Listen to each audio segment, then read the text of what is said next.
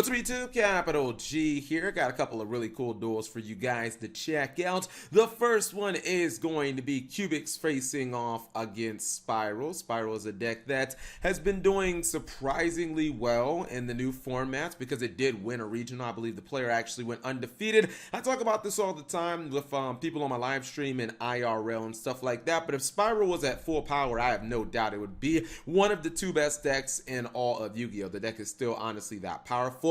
Let's see if Cubics can kind of hang in there. And this is kind of one of those duels where unfortunately it's kind of like, you see the train coming but you can't get off the tracks. You see the evenly match in the Cubic player's hand, and Cubics is a deck that wants to go second anyways, always, because of the deity. The Crimson Nova is such a powerful card. It can break boards and does a lot of damage. Spiral are going to be doing some plays, and no summon sorceress, no problem. I like that, by the way.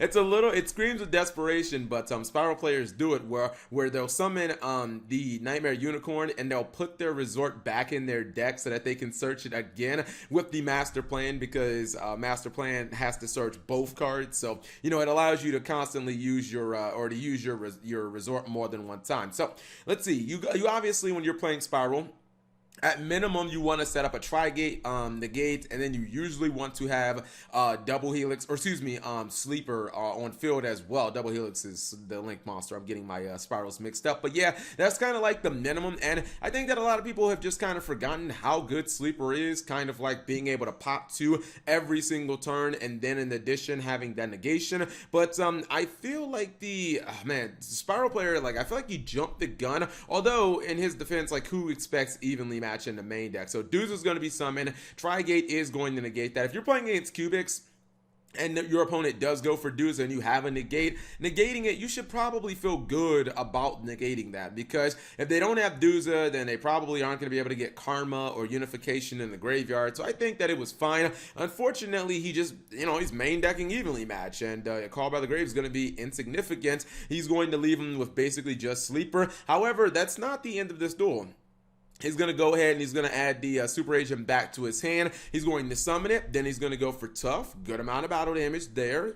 Cubic player can't stop that, obviously. He does have a follow-up play that will almost certainly be using Summoner Monk pitching the Allure of Darkness. And let's see. Okay, so he's going to get Deuza from the deck, summons Karma. And this is the point where Cubic player absolutely forces out the sleeper. All he has to do is, summon Castel, attempt to target it. So before it even gets target, sleeper might as well just go ahead and pop it. That just kind of makes sense. So he does. Problem is, now he can just kind of summon that Crimson Deity from his hand after searching another Cubic monster from Karma, and he can attack over not one but both of those monsters because he has the BLS ability. Now this is the interesting thing, right?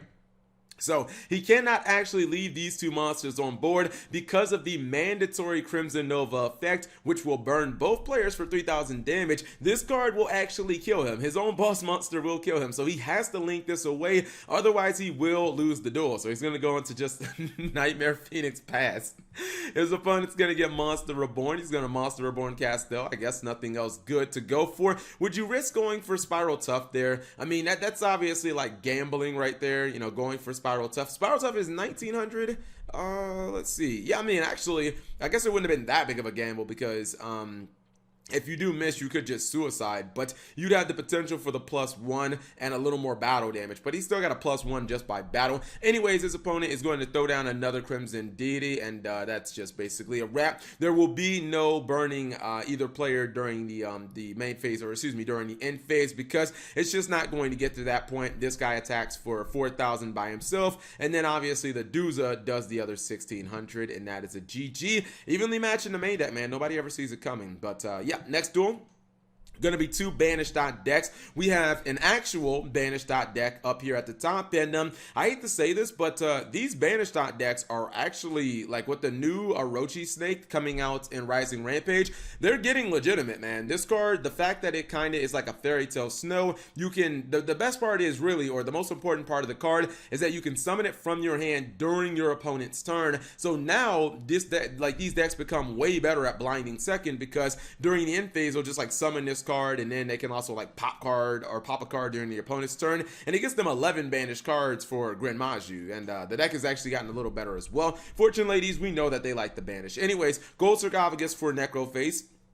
He didn't expect his opponent to have double Necroface, so there's that. And then he ends up banishing a Necroface. So you guys can see we already have 42 cards banished after the activation of just a Gold Sarcophagus. So that's essentially going to expedite this duel. I don't expect for this duel to go more than like 2 turns because of that. Anyways, we have just a Fortune Lady Dark, and that's what I mean. During the end phase, very similar to how Thunder Dragon players will activate Thunder Dragon Dart during the end phase. The banished top players, like the Grenmaju players, will do the same thing with Orochi. They'll summon it during the end phase. It gives them a 2450 body, and then during their turn, they can activate it, and they can use the pop effect. So this card, the Fortune Lady Dark, is as good as dead. I don't know why he didn't go for Fortune Lady Water. I'm thinking maybe all his copies were banished, and you can see he summons a copy of Eater of Millions.